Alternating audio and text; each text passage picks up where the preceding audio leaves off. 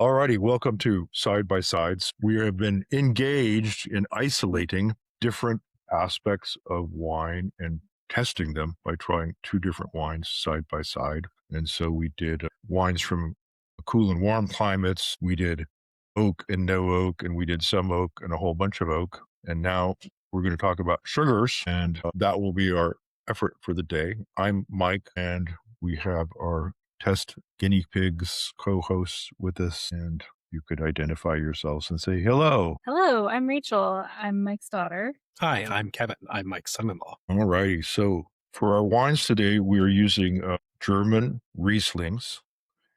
And let's see, we're going to find pictures of the labels. Yeah, so here they are. Nice. So the one with the blue label is a dry Riesling, and in wine talk, that means that there's no sugar in it. Sometimes people say it's dry, and they think it means that there's tannins in it that's making their mouth dry out, but that's not really what it means. And then the other one we have, which is a blue slate, is the name of the wine, and that is a medium sugar wine. And both of these come from the Mosel region of France. We have a kitty cat joining us. She's absolutely being picked up by the microphone, yeah. So here we have a representation of Germany, and over on the left side, a little bit more than halfway down, there's a river that called the Mosel, which flows into the Rhine, and it flows from some country there on the other side of the border. What is that country, you suppose, that's flowing? I don't know if they let us talk about that. Is it France? Yes. I can see why they wouldn't want to talk about it, though. I'm all disorganized today. I don't really know what Germany looks like, so this is good for It me. looks like that. Yeah. Why is it called a Riesling? Yeah. So I don't know. It's just the name of the grape, and it's like an old varietal, and they just named it that. I don't really know why. So this was like brought to the Moselle Valley by the Romans, like in the 1st century BC or something like that. And so it's mostly, the Riesling is from the Moselle area. And it's kind of characterized by having some very steep vineyards, for one thing, like next to impossible to farm. So the Riesling it's called a noble varietal. A noble varietal is something we get to in like 2 episodes in the future. So, and there's a good question whether that really means anything, or else it's a marketing ploy, but we'll find out at some point. So it's not normally oaked, and it can be anywhere from dry to off dry to medium dry to just like really, really sweet. So this is a good one to explore sugars with. Sometimes the wine can be aged out for like 100 years, for one thing. And, a really fancy bottle of Riesling can cost like tens of thousands of euros, which is more than what these ones cost, by the way. Sure. Yeah, I would think so. And so part of the deal, because this is Germany, it's coolish there, right? And so they have really dark slate-colored soils that are really good at absorbing the sunlight during the day and then re-radiating it during the night to kind of like moderate the temperatures. So we should go ahead and probably get out our wines. You have your wines all poured? I didn't pour mine. Okay, yeah. Yeah, we do. So both of these are from the house of Dr. Flusen, and that's like a 200-year-old family-run Riesling house. So they're pretty well known. So because it's cooler climate, that is another thing that tends to make it be less alcoholic. So in this case, the dry Riesling is 12%, which is kind of normie for wine, at least for cool climate wines. But the sweet Riesling is only 7.5%. And so that'll be another interesting feature of this. So we should see these and see what they look like. Which one are we looking at first? Well, I'm just looking at both of them. Fair enough. I guess they're both pretty similar. Maybe the sweet one is a little bit more clear. Yeah, I think so. Yeah, it's very pale. The blue slate is very, very pale. And no one's torturing the cat, I promise. I'm so sorry. Maybe you should give the kitty cat some wine. Oh yeah, that's exactly what we need. Yes, drunk cats. She says a lot to say.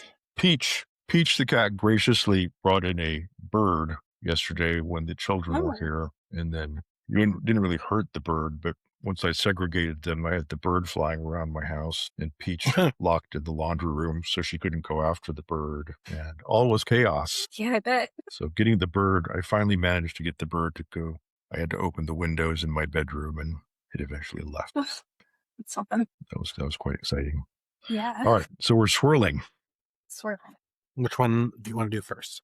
Well, I'm doing the dry one. I would try the dry one before. That's a really interesting smell, isn't it? Well, it's almost like it almost has like a banana smell, Yeah. or like tropical fruit. Yeah, it's got all that. It's sort of almost like a hint of petroleum to it too. A little gasoline, maybe. Yeah. Yeah, I could see that. Is it very volatile? Is that why? Yeah. I mean, I think that the smells are coming off this very, very readily. Yeah. And you can detect them. I mean, I can detect them from like belly button level. Yeah. So they go up and down. Sniffing the other one. So we should smell the other one. It's definitely not as. No, not at all. It's distinctly more like green apple. It's much more like green apple skin, almost. Are those things kind of typical for Rieslings, or? Yeah, like green apple and to some degree lemon, stone and tropical fruits are all like pretty typical of different things you can get in this. So the first one like has what I think is petroleum sort of thing, and also I think it's what we would call minerality to it. And Yeah. and there seems to be less of that in the sweet one, which I think allows kind of the fruit smells to come out a little bit more. Maybe that's what's going on. All right, so we got to try this. Which one? Dry Riesling. First. Oh my gosh. That's good. I like that. The textures sound interesting. It's almost heavy. It has quite a bit of like body, which is, I guess. It's like syrupy. Yeah, that's the word for it. It's got an almost syrupy quality to it. I quite like that. So sweet. And this is dry. This is the dry one. Huh. Well, now we can try the sweet one. Scared. Wow. That's so pronounced, the difference. The blue slate's sweet. I take back everything I said about the dry being sweet. The blue slate is like quite sweet. Like it's so much more fruity because of that. Yeah, that's like juice. Yeah. Wow. Well, so there's nothing abnormal about thinking that the first one is sweet, because even there's no sugar in it. It has these like floral and fruity smells to it. Yeah. And that frequently makes people identify it as sweet, even though there's not really any sugar in it. So that's not a big surprise. That makes sense. But when you hit the other one, it's like, there's sugar in that. Yeah. It's like apple juice almost. It's a very distinctly juicy. Or, grape juice, one might say. And that's just like, that's medium sweet. It's not even like full on as sweet as it could be as a Riesling. So yeah, I guess that's really a dessert wine. Yeah, I would certainly put it in that category. But, I think the dry one is like really nice for any kind of a warm afternoon. And we are, in fact, having a warm afternoon. Well, they're right there in Phoenix. Imagine in that. Phoenix. Yeah. In June. Yeah. I think I prefer the dry one. I feel like if I drank something like the blue slate outside on a warm day, I would get sick. I'm not saying it's bad. I feel like I could not drink that casually, like on a warm day. Yeah. The other Riesling, I also have sort of, I guess, like Riesling trauma. I had someone in my life that drank just the sweetest Riesling, and that's my impression of it. Right. It's very, very, very sweet.